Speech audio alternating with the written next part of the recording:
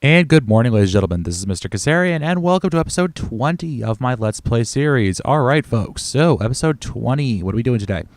Well, first of all, I want to announce to you guys that I'm probably going to start doing world uploads. That's right. For those of you guys who were curious, I am going to probably start doing world uploads. I haven't done them for a while, but I kind of decided that, maybe I should. Maybe I should. Maybe you guys would enjoy them. Compressed cobblestone. So why aren't you pulling it out of here then? Oh. Always active. Here we go. That should work a little bit better now, shouldn't it? We have cobblestone and compressed cobble showing up. We should probably also have some double compressed cobblestone showing up in a couple seconds as well. Or is it still probably eating? I can't tell what it's eating. I can't tell what my system's doing now. So, I will start doing world uploads. I had a PM for a request that I do one, so I'll probably do the 10 episode thing because why not? Seems like a good idea to me. So today, we are going to get started with something that will no doubt have about half of my viewers running away, screaming, and going, no, no, no, no, no, Cass, don't do it, whatever you do. Yeah, I know, guys, but we have to get here eventually. Yeah, if you guessed bees, yep, it's bees. It's bees. Lots of bees. All right. Partially, we're doing bees because they keep getting in the way. So the first thing you're going to need is what's called a scoop. And a scoop is made pretty simply just like that. Scoop. Yay, scoop. Okay, let's go start doing scoopy things with the scoop. To harvest your bees, you just find a beehive, you use the scoop on it, you get some bees. Okay? It's that easy. Find some bees, you get a beehive, you're done. Hallelujah. I need to make myself some more armor, come to think of it. Is it in here? No, I think I took it out. I have my engines turned off, by the way. I'm not really needing anything from there right now. I can always turn it back on. The way I turned it off was just by throwing an engine control unit underneath and applying a redstone signal. And that just turns it off like that. Don't I make more Aegis Slave? What if I made some... Let's see. Ender IO has armor. What would it take to make some Ender IO armor?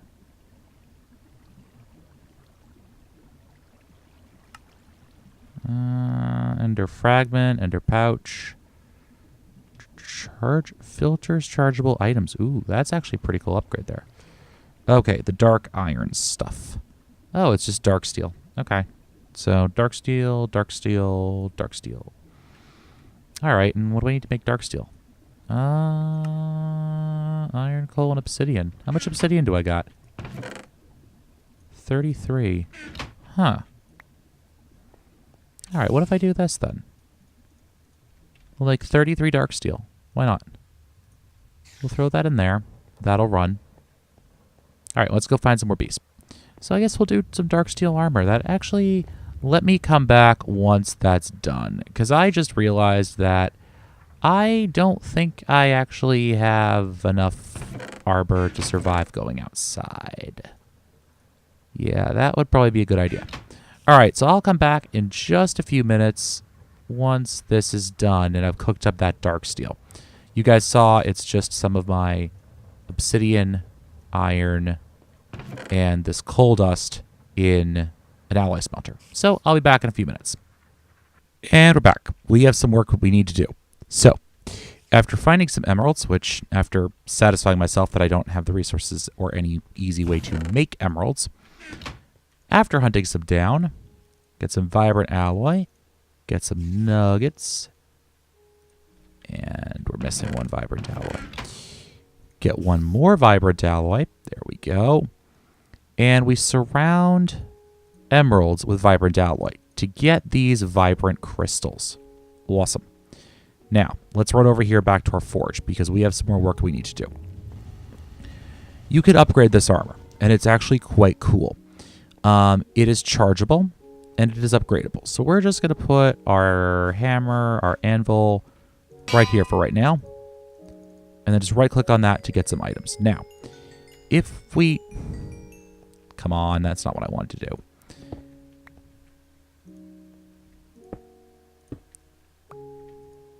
Has to be an empty hand, I guess. So if we shift click here, we can see 20 levels and Vibrant Crystal. Gets me chargeability. So let's take all this stuff off. Open this up.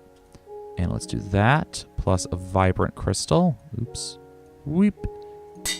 Gets me the Empowered Leggings. Let's go back up to level 20 again.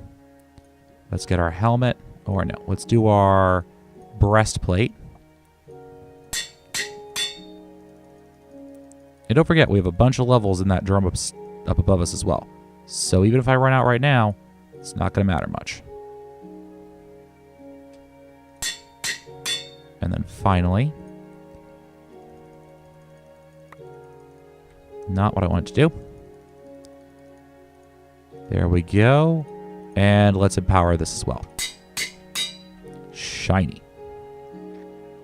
Oh yeah, you see it's on my hotbar, so my flux capacitor was actually just charging it up for me. So, diamond level protection when powered, fall damage negated when powered. Nice. Okay. Empowered 2, I need a basic capacitor and 10 levels. I can do that. Right?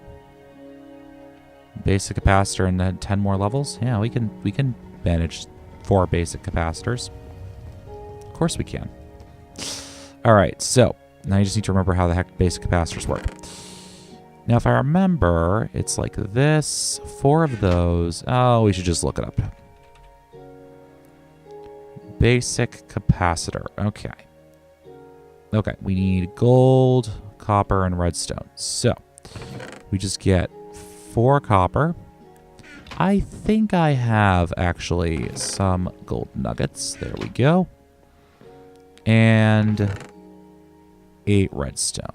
Right? Right. So let's do that. Let's do that. And that. And we get ourselves some basic capacitors. Nice. And you should see these are all charged up because of our wireless charger. Equally nice. So let's come back to here. And this is actually kind of fun because I've actually never really played with this before. So it's pretty nice. Oh, right, empty hand. Okay, so let's do our chest plate first, I guess.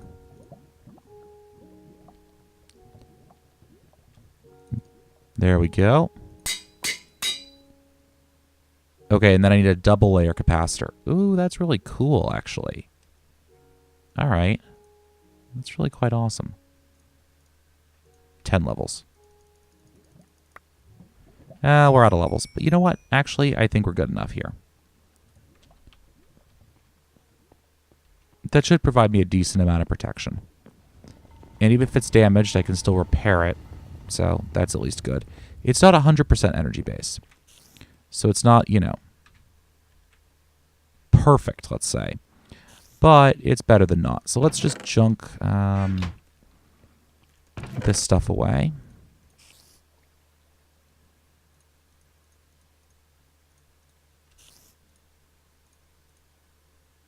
And let's go exploring. So I'm going to go out hunting for another group of hives, and I'll be back in a few minutes. Alright guys, we are back. Now, we have some important things we need to craft. And to do that, we're also going to need to cut up some more wood. Awesome. Okay. So the first item we're going to make is called a bee house. Okay. It is the best way to get started in forestry beekeeping. Mostly because it's cheap. It's actually not very good. You can't really breed bees in it, and you can't do anything interesting with the bees you have in there. But it holds bees, and it allows you to start working with them. Mostly for the purposes of tree breeding, but we won't be getting into that because I'm not that much of a masochist. So I have no interest in doing trees. I wouldn't even be doing bees if it wasn't for a mod called Gendustry. And because of Gendustry, you actually get to see me doing bees. So we need to just put our combs in the middle. We also need to wait for the rest of our wood to cook up over here.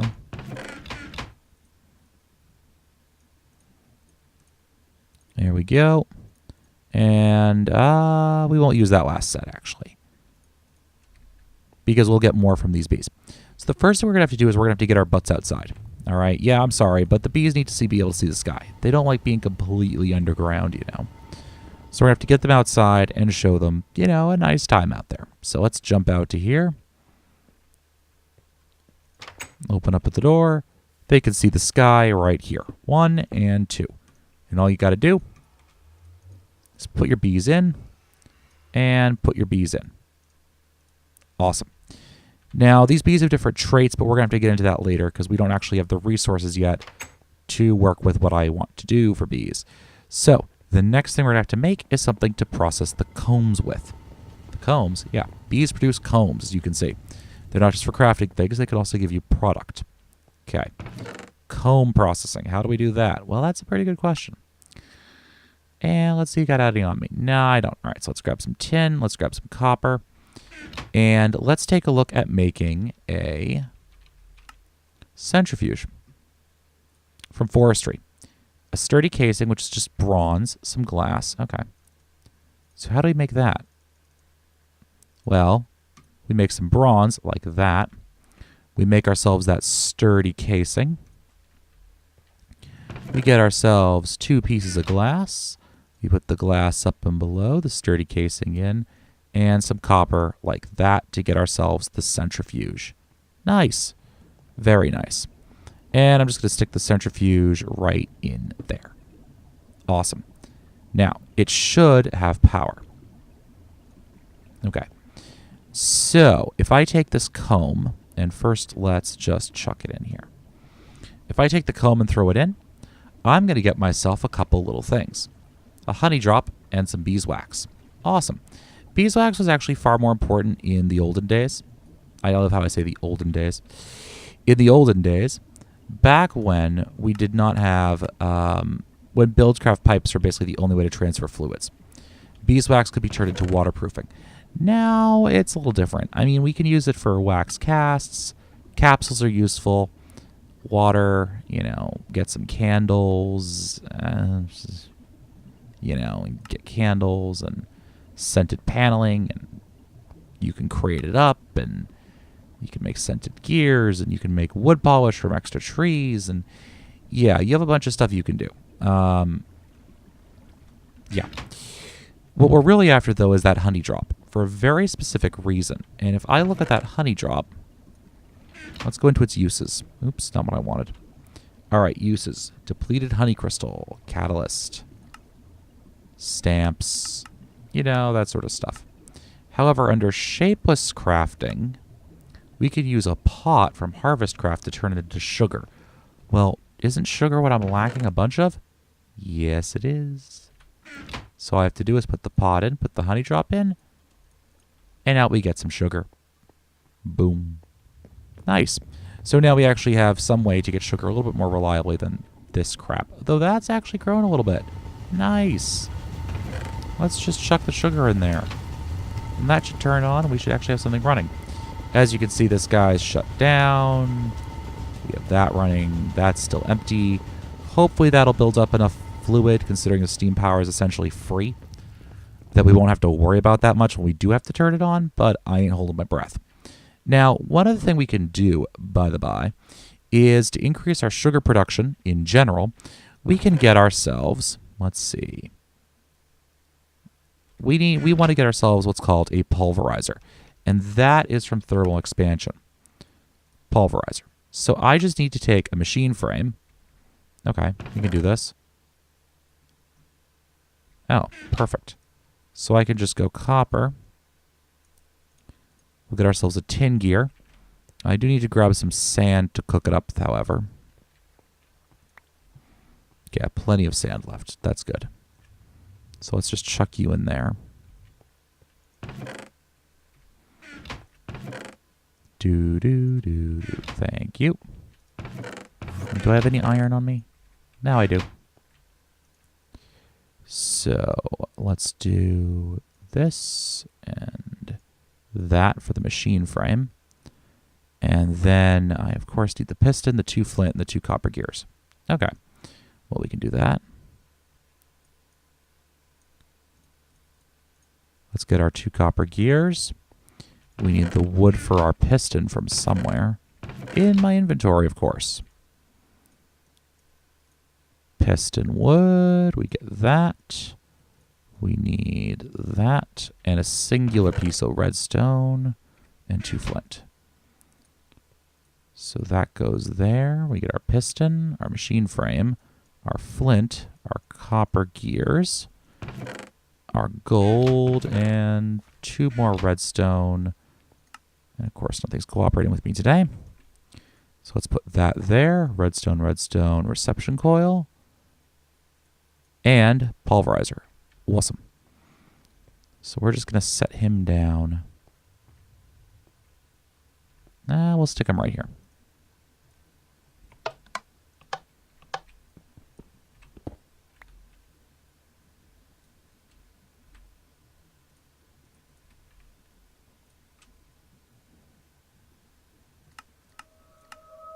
Always active. There we go.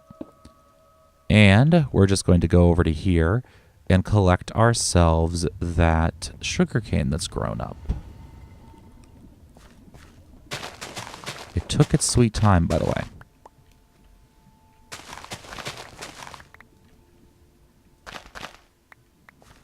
I don't even need it for paper anymore. I just need the sugar.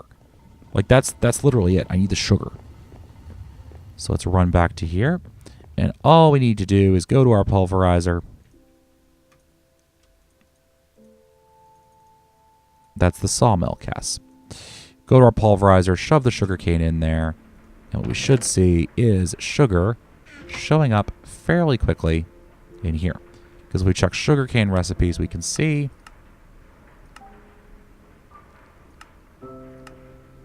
the pulverizer gets us 2.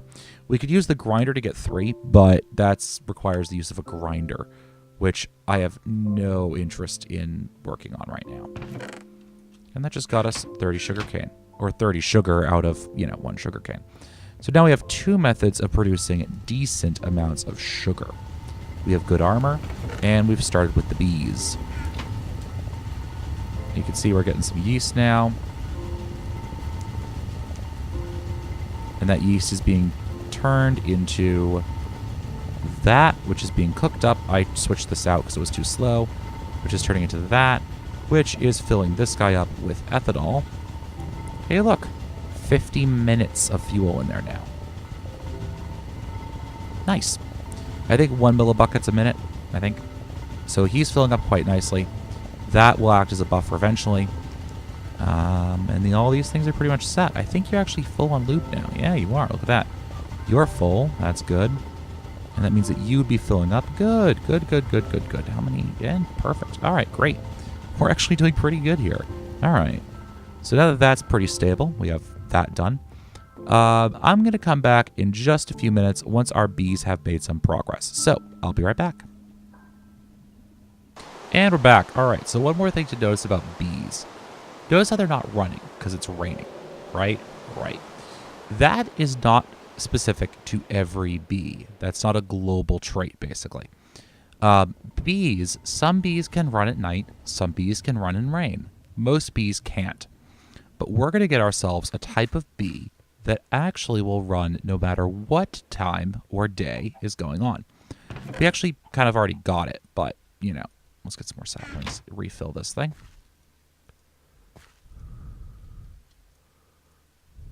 There we go. I'm doing this manually for now, but just because I haven't gotten around to automating it yet. But I will get there probably in the next episode or so. So let's run back to here. Let us jump upstairs. And we're just going to drop our extra saplings in here. There we go. All right. And somehow we got ourselves a chicken egg. Okay, that's fine. So let's come into here. Oh, chickens. I should do that. All right. Well, that'll be in the next episode. So we got ourselves some more wood. So let's drop that into there. Let's drop this in here. Resort, please.